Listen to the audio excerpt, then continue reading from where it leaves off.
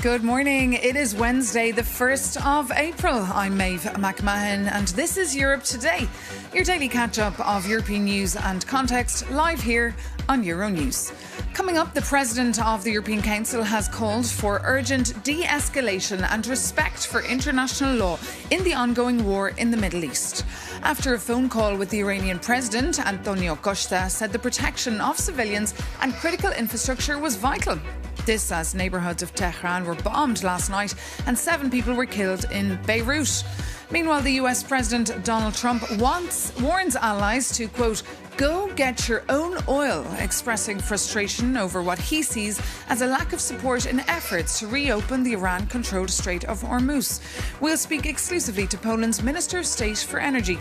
But first, residents in Dubai have been taking shelter from explosions not witnessed since the start of the conflict.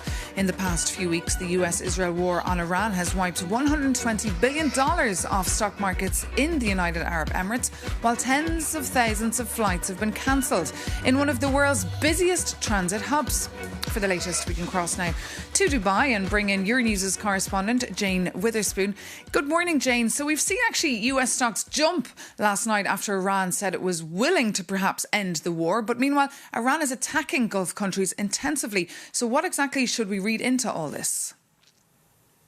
Well, as you mentioned, good morning. The war in Iran has completely shaken up the global financial markets. There are global campaigns and efforts to calm this, trying to keep those oil prices from exploding upwards, from stocks from falling, and interest rates from surging. As you mentioned, yesterday, the US had their best day in nearly a year. And as you mentioned as well, also, the UAE has basically been some of the hardest hit the markets here from the fallout of the war, wiping, as you said, $120 billion there. There is confidence it will bounce back. The financial markets in Qatar and Bahrain have also dropped about 4% and 7% respectively. Meanwhile, exchanges in Saudi Arabia and Oman have seen gains. And meanwhile, Jane, what's the latest in Dubai where you are after those explosions yesterday? Yes, we had a very intense day yesterday of several attacks here across the UAE and Dubai. A residential building in Dubai South was hit by debris, resulting in 4 people being injured. We had a fire at a deserted house in the Al Badar region. Debris from a falling drone also hit the facade in central Dubai, and as well a Kuwaiti tanker was the target of an attack off the coast of Dubai. Of course, we've had jets ramping up once again overnight. There's not a lot of sleep happening here. And of course, all eyes are looking towards this evening, where the IRGC, they have issued a warning issued a threat saying that they're going to target 18 tech companies across the Gulf, saying that they're going to commence those attacks at 8 p.m. Tehran time. Those targets include some of the biggest US tech firms, Microsoft, Google and Apple. So, of course, there are a lot of people waiting to see what today and tonight brings. OK, Jane Witherspoon, thank you so much for that update. And we're also waiting to hear what President Trump has to say. He'll be giving a press conference later on the ongoing war in Iran. So stay tuned to hear if there is any end in sight to this. But now, moving on, EU foreign affairs ministers, except the Hungarian minister, are in Kyiv, pledging to ensure, quote, full accountability for the war crimes Russia is accused of committing in the past 4 years. For more on their visit that started in Bucha, the city outside Kyiv, known for the massacre back in March 2022, we spoke to the Romanian Foreign Minister Oana Toy from Kyiv. Yes, we have visited together Bucha, also commemorating the victims, but in the same time being witnesses to this moment of resilience and how Ukrainians have taken back occupied territory, have liberated Bucha that has been under Russian occupation with terrible war crimes. We have seen and heard stories of civilians that were simply crossing the streets, of children that were killed under Russian occupation. 400 children were kidnapped and have recently returned to the Ukrainian community. And here, the common effort to return kidnapped children back to their families, back into the community if their family did not survive that part of the war. This is something extremely important. We saw President Zelensky travelling over in Saudi Arabia, looking elsewhere for financial support, given that 90 billion loan is still on hold. Is the relationship then a little bit awkward today because of this? I wouldn't use that word in any sense. It's a good relationship. It's a strong partnership. And of course, we need better instruments inside the European Union also to have faster decisions. But in terms of the Middle East and the relationship between Ukraine and Middle East, we have visited this morning defense facilities, and we have seen also interceptors that are built in Ukraine to counter Shahed drones, the Iranian, Russian drones that have been used in Ukraine and that are used in Ukraine, but also that are currently used in the Middle East. So what we see is something that myself and my colleagues have said for a long time, which is the fact that conflicts around the world are interconnected. And it is very important now that we also use the expertise gained through the resilience in this war by Ukraine. Also on Romania's side, for example, we have planned to build together a drone facility in Romania. This has been part of the agreements between President Volodymyr Zelensky and President Nicu Jordan 2 weeks ago in the Romanian visit. Now, you're there physically today, but not all foreign affairs ministers from the European Union are there. What does that say about united EU support for Ukraine? Well, some of the European foreign affairs ministers that are not here today have had previous bilateral visits. So it depends on how the schedules are in different countries. There are countries where, for example, we've just had elections and you have a caretaking government. But I would reconfirm the fact that the European Union support is strong and will continue to be that. And of course, for us as a country bordering the war, having 650 kilometers of the border, it is also very important that we move ahead with decisions such as not to allow Russian war combatants in the future to gain Schengen visas, to go ahead with the common investments at the border. For example, we're now building a highway that connects part of Romania with Cernăuți, the Ukrainian region with a strong Romanian-speaking minority, and this is part of the SAFE financing instrument, which is the European instrument, as you know, to help us build better capacity, not just in terms of defense procurement, but also dual use. Oh, Anatolia there, the Romanian Minister of Foreign Affairs speaking to me from Ukraine. Now, moving on, Israel has been criticised by the European Union and the United Nations for reinstating capital punishment for Palestinians convicted of murdering Israelis, a practice associated with non-democratic countries or democracies in decline. Many Israeli opposition lawmakers and Israeli citizens have been taking to the streets to protest. Our Jakob Yanis tells us more. It is a seismic shift in Israeli law. On Monday, Knesset approved the death penalty for Palestinians convinced of murdering Israelis. Prime Minister Benjamin Netanyahu backed the measure, and far-right National Security Minister Itamar Ben-Gvir celebrated the vote wearing a pin shaped like a noose on his lapel. And the topic is very serious, so your reporter wants to look past the political theatre and see the facts. Under the new rules, anyone convinced of a fatal terror attack faces a default punishment of death by hanging. And it applies by default in military courts. However, these courts only try Palestinians in the occupied West Bank. The law also applies in civilian courts, but there is a catch. The attacker must act with the intention to put an end to the state of Israel. And legal experts say this exact wording protects Jewish citizens from the same punishment. The Palestinian Authority stresses Israel has absolutely no sovereignty over Palestinian land, whereas supporters of the bill say the country must fight a cycle of terror. But there is a question. Will this law stop the violence? You see, the death penalty is banned across the EU. And the UK, France, Germany and Italy say the policy has zero deterring effect and called it de facto discriminatory. And now Brussels is stepping in. Euronews has seen an exclusive draft statement from EU Foreign Policy Chief Kaja Kallas, who calls the bill a grave regression. It marks a noticeably sharper tone from Europe towards Israel. Yet, diplomacy aside, the core problem comes down to the law itself. If a justice system seems to use two different sets of rules for the exact same crime, can one still call it justice? Now, today is April the 1st, a day for playing April Fool jokes on each other. But this next story is no laughing matter. Just 12 or 11 days ahead of general elections in Hungary, a new leak shows the Hungarian Foreign Affairs Minister, Peter Szijjártó, discussing EU sanction dodging with Russia's Foreign Affairs Minister, Sergei Lavrov. Poland and Ireland have called the move, quote, repulsive, sinister and unacceptable. For more, we're joined here on set by Euronews' Hungarian correspondent, Sándor Zsíros. Sándor, just tell us what exactly happened and why is this so significant?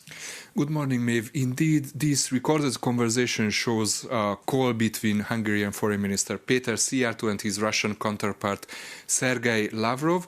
The conversation happened back in 2024. We don't know who recorded it, but it was published by an investigative portal, The Insider.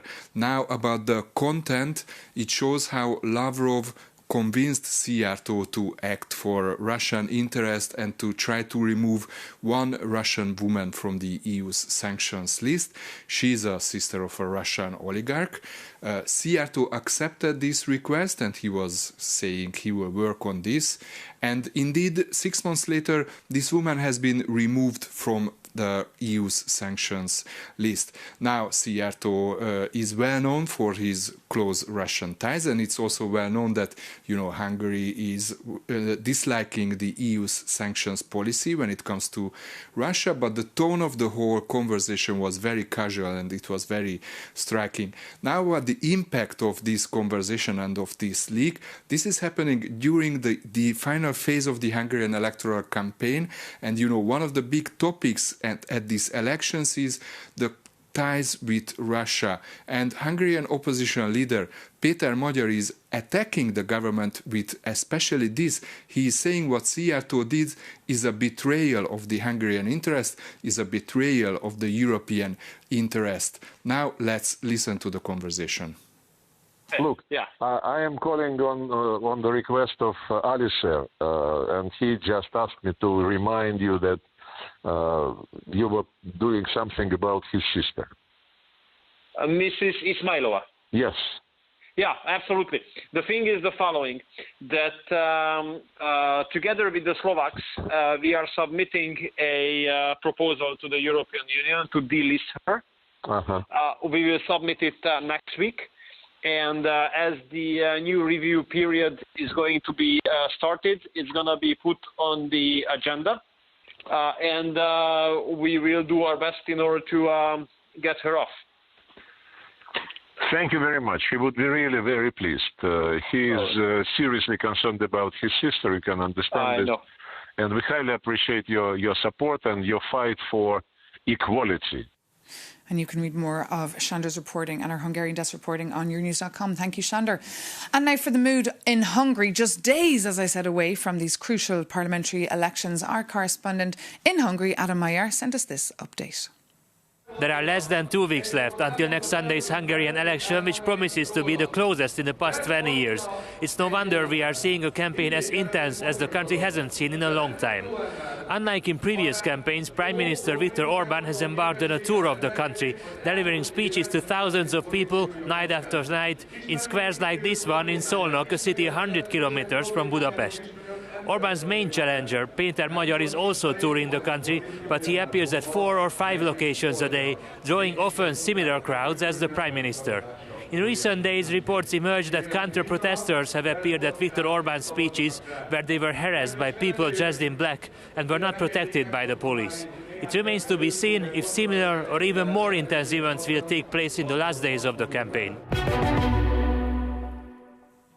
Adam Mayer there for us. Now, after talks in Brussels, EU energy ministers have so far not published any concrete proposals to address the energy crisis, but the Commission will present EU-level measures very soon. For more, we can speak to Bruszew Brukna, the Polish Secretary of State in the Energy Ministry, who was actually inside the very meeting. Good morning and thanks for joining us. Just tell us, what did you decide? Because here in Brussels, they're starting to tell people to start working from home, not take urgent flights and drive less. Is this scaremongering, or what was really the mood inside that meeting? Good morning and thanks for having me. Basically, in Poland, we have already taken some measures. We have decided to introduce the legislation that is basically introducing price caps on fuels in Poland.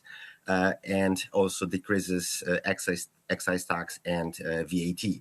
But in Brussels, we are still discussing. So basically, we have been discussing different approaches, but basically the voices that were heard the most were about need to act, need to react quickly. And of course, different ministers were presenting different approaches.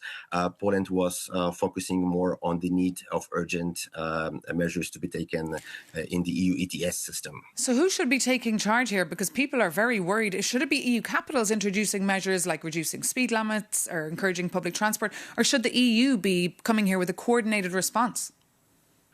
I do believe that basically we need a coordinated response to the crisis, but the capitals should be driving the measures. Basically, we need certain flexibility.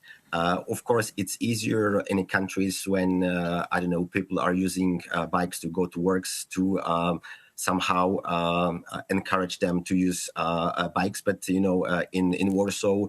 Now it's better with the weather, but in February you cannot bike to work. That's the issue. Indeed, of course, people are looking for realistic measures too. Thank you so much for joining us this morning here on Euronews. Now, moving on, Pope Leo is preparing to celebrate Easter for the first time as pontiff 1 year after his predecessor's death, as concerns grow over the Middle East war. The Irish MEP Barry Andrews has an audience with the Pope today and joins us now for Rome. Good morning, Barry. Just tell us, what are your expectations for this encounter, and is there anything the Pope can do to call for calm now in the Middle East? Hi, good morning, Maeve. Thanks for having me on. Yes, I mean, he has been a very strong moral voice for peace and for dialogue in the Middle East and elsewhere around the world. So clearly I'll be raising that issue with him and thanking him for his moral leadership. But I'll also be raising with him the massive cuts in development and humanitarian aid that are happening in Europe, and encouraging him to support a narrative which acknowledges it's not all about investment in infrastructure. A lot of it is about providing humanitarian aid for people affected by conflict. He was in Lebanon himself in November. I was there a couple of weeks ago myself, and I've seen for myself the human cost of these massive cuts in humanitarian aid in terms of the types of services that are provided for people that are internally displaced in Lebanon. So it's a huge privilege for me to be able to share a few moments with him. His first document as a major document focused on poverty and inequality. And he will therefore hopefully encourage European leaders to focus on that as well. And meanwhile, Barry Andrews, we've seen that the former Irish EU Commissioner Mairead McGuinness has been appointed as the EU's new special envoy for religious freedom. What does that actually mean? What will this role entail of? Well, I'm not across exactly what Mairead's role will be. She's a personal friend of mine. I'm delighted for her and that she's recovered from recent illness. But clearly, humanitarian aid is neutral. It's faith neutral. And what the European Union seeks to do is to provide for anybody, wherever they are affected by conflict or climate or any catastrophe, with impartial and neutral assistance wherever that can happen. Nevertheless, I'm glad that Mairead will have that role, because there is growing both anti-Semitism across Europe. There's Islamophobia as well across Europe, and there's an intolerance of Christian minorities in some parts of the developing world. So it's important that somebody as senior as Mairead would take that role. OK. Barry Andrews, Irish MEP there from Renew Europe, just ahead with his moment there with the Pope. Thank you so much for speaking to us here on Euronews. And thank you so much for tuning in. Of course, with this week being Holy Week and the EU institutions going a little bit into shutdown for a couple of days, Europe Today is also taking a little break. We'll be back, though, next Tuesday with a fresh news show. In the meantime, for anyone celebrating Easter, enjoy, take care, and see you very soon here on Euronews, and of course on Euronews.com for more news, more analysis and more insights onto all the stories we're covering for you. Thanks for watching. Bye-bye.